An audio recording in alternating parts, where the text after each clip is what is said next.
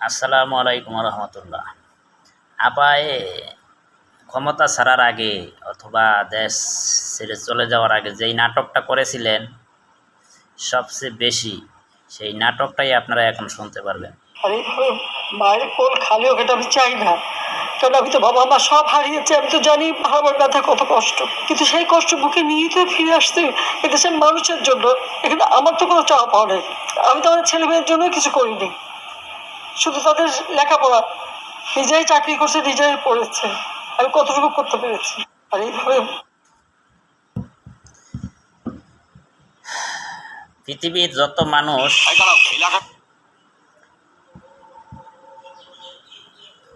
মানুষের উপর জুলুম করে, তাদের ভালো কোনটা মন্দ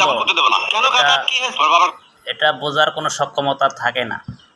কারণ তারা যেটা ভালো সেটাকেও ভালো মনে করে, যারা যেটা খারাপ সেইটাকেও ভালো মনে করে।